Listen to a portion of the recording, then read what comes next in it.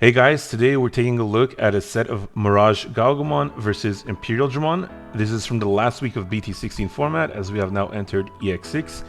I believe both of these decks remain strong for the foreseeable future, so I thought it would be a good idea to record and rewatch these high-level decks in action. I have here with me my man Duck. I would say he's a fantastic Imperial player, and I've been playing Mirage for a little while, so I think we're both qualified. So Duck, what's Imperial looking for in their opening hand in this matchup? They're definitely looking for the new BT16 Tamer, Davis & Ken. That's a great early game setup, but with it, they'll definitely need like all the other pieces. So the 2 4s, the 5, the 6, fighter mode, and dragon mode. And you know how many 3s they can get? Who knows? They need as many as they can for sure though, but that's a risk in this matchup. Yeah, for sure. The BT11 Mirage definitely hinders the game plan of Imperial, of the early engine. Let's see how our Imperial player here is going to move forward with his game plan. Right. 2 level 3s, gets the Searcher on. Takes the BT12 XVmon, the memory gainer, that's very useful here. Yeah, I'd say that's a decent start for Imperial. Yeah, nothing crazy. Yeah, like we said, there's no Tamer in that, and also the MirageGaogamon whiffs the Tamer at Search as well. Oh, has one in hand anyway, so it doesn't matter. Yeah, I'd say I had a pretty good start this game. Yeah, but usually Mirage tends to bomb first hit. That's actually very surprising. It's surprising, but I'd rather get it out of the way now than when he can partition, get free DNAs over and over again. So yeah, that's very true. Him having the partition lets him do multiple DNA evolutions if he has the cards in hand. Yeah. So right there, I digivolved into the new Gaogamon, allowing me to make my opponent draw, and if he has 8 cards in hand, I will gain a memory. Very essential for the game plan. Also has the jamming inheritable in the line. Such a good card. Such a good card. And Zudo on top of that. Wow. Yeah, I was thinking I needed to clear the board.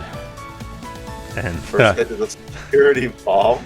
Well, there goes the Zudo. Yeah, I'd rather get that out of the way now, however, because I wouldn't want that to ruin my OTK turn. So yeah, that is true. That is true. However, you just did lose a level 3, level 4. That's really good, like we said.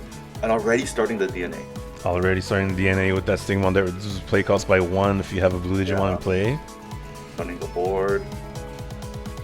Doesn't have piercing though, so he's gonna be leaving that level 4 potentially. Yeah, and I remember here he was thinking about the Zudo Ace. Yeah, that's a good thing to think about. Yeah, Zudo Ace actually very strong against Imperial because you can get rid of the 2 level 4s, preventing the partition from even occurring. Really great. Right. He could go Dragon mode here, but if he doesn't have a Tamer, that doesn't really do anything anyways. And he just plays a Tamer. Yeah. Sets the memory 3. Which is very good because then he avoided my setter, my memory setter, to see any good value. Alright, struggling to choose which level 3 to hatch. Yeah, I was thinking about digivolving in the front first, seeing what I could find. I probably didn't have the level 4 jamming, so I was thinking maybe I should go to the jamming with the Betamon instead. That makes sense, that makes sense. And here, what were you thinking about in this play? I believe I have a Full Moon in my hand, and I'm starting to think about how to combo it with my Mirage, because I also had a Mirage in hand. Oh. But in the end, I thought going into just regular Mirage and partition, even though partition occurs, I still choke him to 1, so DNAing here is still very difficult. True, true. And unfortunately, he plays a Searcher with Mirage out. Which just like what we were talking about. Exactly. And this will end up passing turn back to the Mirage player. And with the memory setter, didn't matter how much memory he gave you as long as it passed turn. Yeah, so this was a very huge tempo swing in the game, especially because I had something in the back as well. Look at that memory game. Look at that memory game. Okay, it's because you didn't send your memory back. That's why you're recalculating. Yeah, at this point, it's really hard to come back against Mirage. There's just so much on the board. They need a security bomb, honestly. Too bad we got it out of the way early. Well, who knows? People play. Oh, 2 of them. Full Mirage. That's so much memory. Yeah, and to be honest, I don't know how Imperial gets rid of this, because Imperial can get rid of your sources, but getting rid of the actual body is still relatively difficult if you have nothing to work with. Yeah, that's very true. That's very true. And a lot of times they'll have the level 4 Stingmon that'll draw, or the egg that'll draw, or even the Promo Vmon that also draws multiple times. Yeah, this is a very tough spot. This is I don't even know how you come back from this, to be honest, as an Imperial player. I think the only thing he can do is stall. He's gonna attempt to DNA here. No, he just scoops. Yeah, he just scoops. Yeah. So game 1 went to me. Mirage just went a little bit too fast for Imperial. Too many bounces, too much memory gain, and that's pretty much Mirage's game plan. Yeah, well, that makes sense. But I think the Imperial player could have come back if he decided to stall for the rest of the game. Because, well, actually, no, Burst Mode is not a Digivolve by effect. It's actually a alternative Digivolve form. So, Dragon Mode wouldn't even talk about that. That's pretty interesting. So, regardless of that, you could also just hard Digivolve if you even believe that Burst Mode would stop Dragon Mode. True. Or a Dragon Mode would stop Burst Mode, rather. But, yeah, in that case, it was a little bit too much for Imperial to handle. Even if he had not passed turn with that Vmon search on his Tamer, I think he was still a little bit too behind. But we'll see what happens in game 2 here. All right. Usually, playing against Mirage, they tend to take time to set up trainings, tamers, boosts, and all that. But this game, I guess you had like almost everything in your hand. Yeah, to be honest, the Gaogamon that plays out the tamer really accelerates your everything if you have the tamer in hand.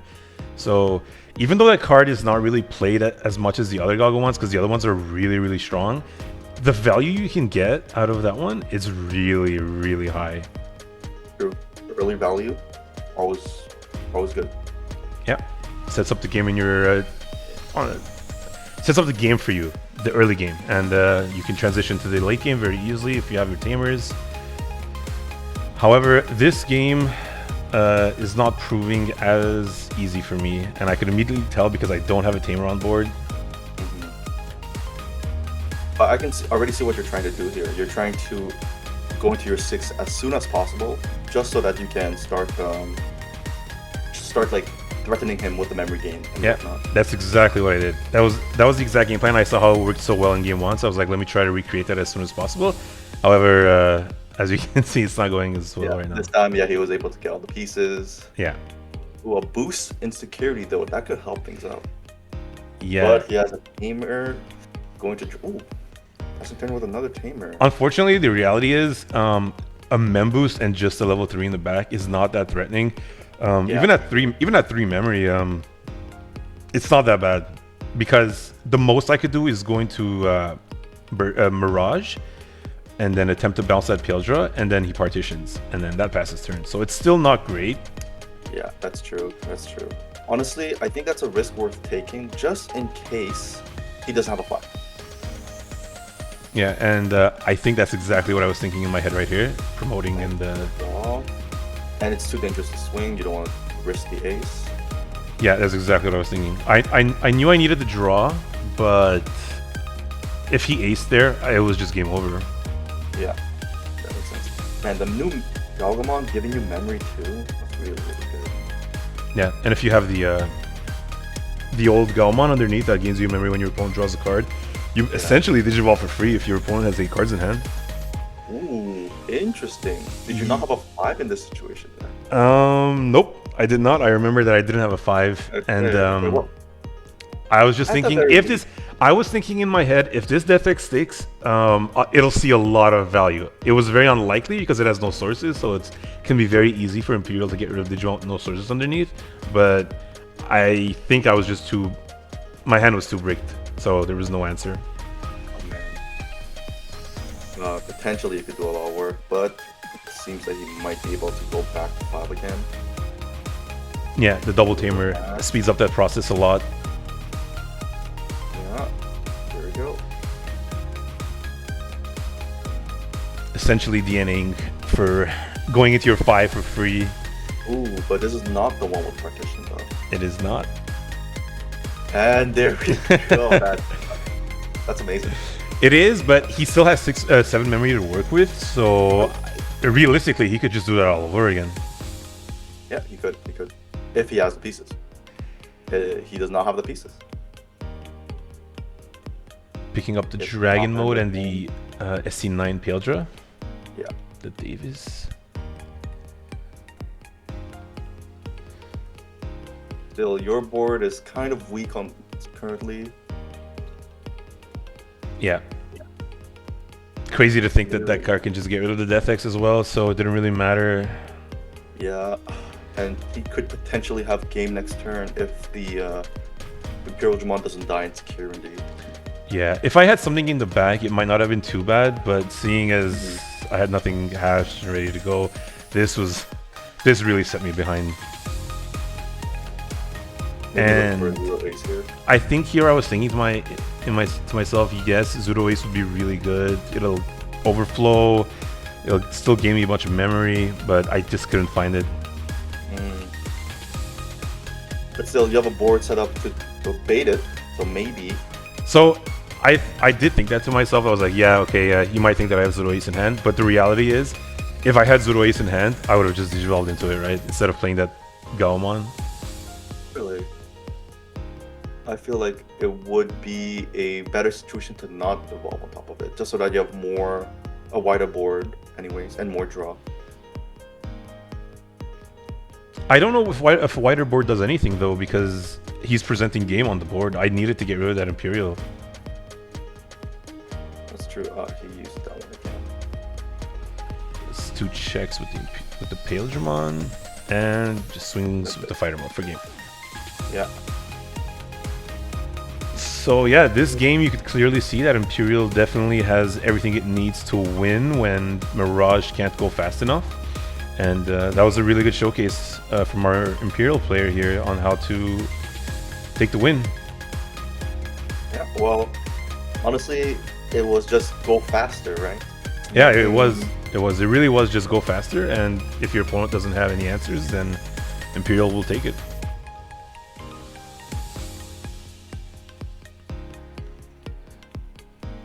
Did you have a Zudo Ace in hand that hurt? I did not have a Zudo Ace in hand. Else evolving into your 5, maybe Zudo Ace, but if you didn't have one, well, yeah. Yeah, unfortunately, with the coming of Magnamon X into the meta, it's kind of difficult to run more Zudo, so I reduced it down to 2 in the list. But now I am thinking of adding one more back, just because there are more decks that aren't Magna reliant. Yeah. Zudo is just such a good card. For sure. Probably the best ace that came out in BT14. Oh, for sure. I don't even remember what else came out in BT14. Maybe Magna. Magna. Yeah. All right, so let's see here. Let's see what's going on in this game here. Going into the Searcher Go.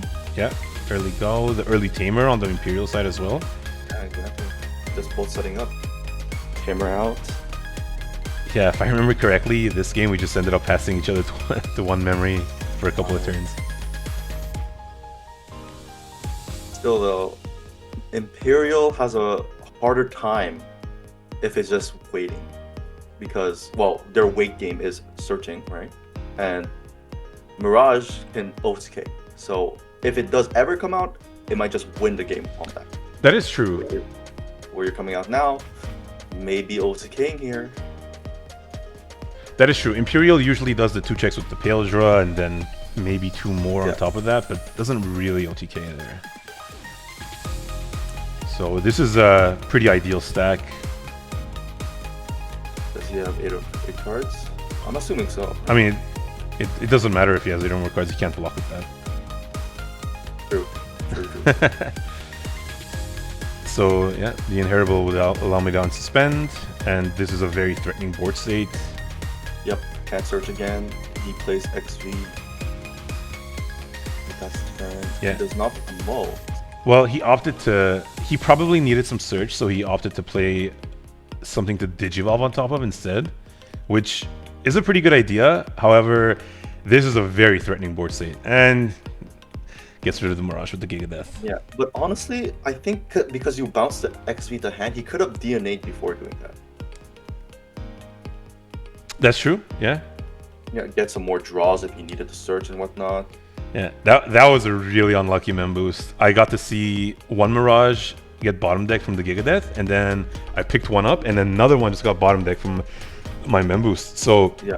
throughout the rest of this game, I was constantly thinking about, am I going to see another Mirage? If I lose one without winning the game, I only have one other Mirage left, and that one might even be in security. That's scary. And here next turn, he's for sure gonna go into TCG, unless he doesn't have it in hand. Oh, maybe that's why he didn't. That's possible. Well, not anymore. It's a Dino B. It's true. He picked up the Dino B, which kind of says that he doesn't really have a Paildramon, because you don't really want to go into Dino B. You'd much rather go into Paildra. Yeah, exactly.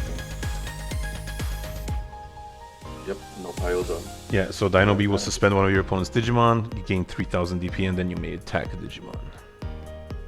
Yeah, gets a check in, but no unsuspend. That's just one check. And also, he doesn't even have partition. Yeah. That's the one part about this Dino B that didn't really scare me too much. Because it doesn't have partition and I have two Memboosts in the back, plus I've hatched already, this is... Mirage is ready to go here. Yeah. Especially, even if it goes Dragon Mode here, it does pretty much nothing. Right, because I don't have any trainings, and Mirage doesn't really have any other sources of Digivolving through effects. Yeah. Putting down level 3, because he's planning on reducing his hand size. Yeah. Honestly, not the best one, because, yeah, exactly. A level 4, or the restricted 5 could bounce it back. Yeah.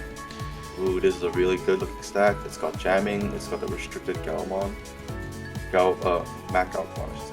I don't know if he has enough cards in hand for me to keep turn though.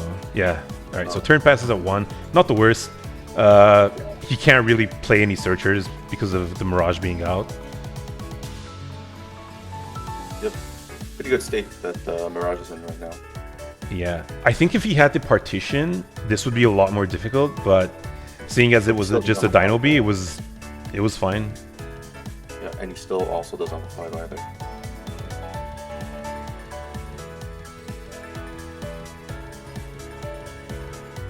Yeah, plays the option. It's the right Dino B. I mean the right Pyodon. Yeah. Here he was asking me what my sources were, my inheritable sources were, so he decided to leave only the jamming. That's interesting. Very interesting, because that's not a source you normally want to keep. Yeah. Let's check in. 2 checks. Another check in. Kind of scary right now for you. Yeah, if he had hit into a bomb there, I think he would have just won.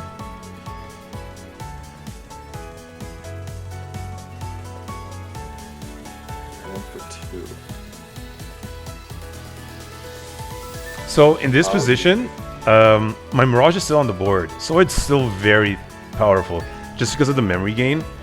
And judging from his hand size, it's at least 2. There's a lot of outs here. Let's see what I opted to go for.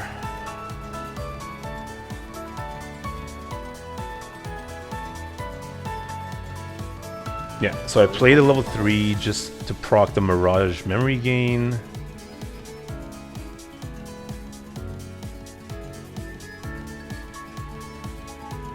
Thinking. This seems to be a difficult turn based off of how long it's taking. Yeah, but that's understandable. If you can't get rid of the Pyodon, that's another 2 checks, and then XP can end the game. Yeah, he doesn't even need anything else on the board. He just has game. Yeah.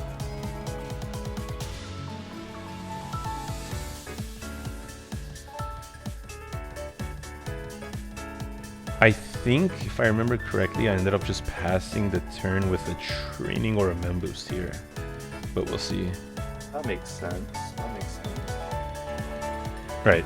Okay, so I played that probably just to threaten the Zudo, which would definitely save me because his XV can't really swing. Really just swing. Unless he can DNA again. So I think my opponent got a little bit antsy here, and he swang and he drew a card. And then, because he was swinging, I Zoodle aced and Yeah, bounced that's it. is all set. So the Zoodle wasn't actually a bluff. I still had it. He would have had to have had played that entire turn properly with the Tamer and another DNA if he really wanted to win. But because he got a little bit, he lost a bit of his patience there, and he tried to go for game. He got set really behind. Right, yeah. You should always do that. Even though the game looks already won, it's always best to play it very safely and securely. Even if some people might think like, oh, you just swing and win the game, right? You never know what's in security. You never know what that player might actually do if they make a mistake and whatnot. Right? Yeah, and now with double Mirage on the board, the memory gain is just through the roof. It was still a little scary because I didn't have jamming on the big stack, but I knew the board state was completely safe. There's no way he'd ever be able to come back. And the jamming kept the MirageGaogamon alive there. Yeah, the jamming did. Yeah, so be careful what you strip with your Tamer. It could really be a deciding factor of the game. Yeah, and there we go. This one mistake, not reading what his inheritable does or paying attention to what it does. Yeah. And that's it. Burst mode will just clean up security and Mirage will take the game. And There we go. that was game 3.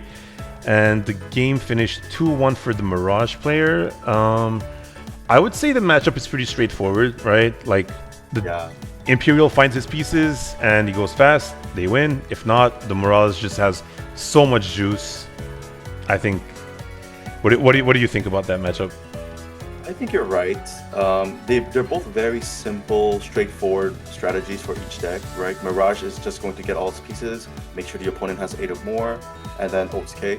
While Imperial is just gonna go into level 5, stun the opponent's board, swing, and then next turn swing again, etc., etc. But Mirage definitely has the advantage because Imperial is searching for cards, and a lot of their sources underneath, for example, the promo Vmon, the reduced play cost Stingmon, and the eggs usually give draw. So if there's a Mirage on board, they are very much in danger, and they have to go into the fighter mode. They have to. That's their strategy, their plan B, I would say. Yeah. If not, well, you're pretty much stuck there. You can't get rid of the Mirages because you're too low in DP to swing over them. Yeah, I would say certain decks definitely have the option to opt out of draw or adding cards by effect. And to be honest, Imperial is definitely one of them because of so many different Vmons and Wormmons. You have the option to have different inheritables or on plays or whatever.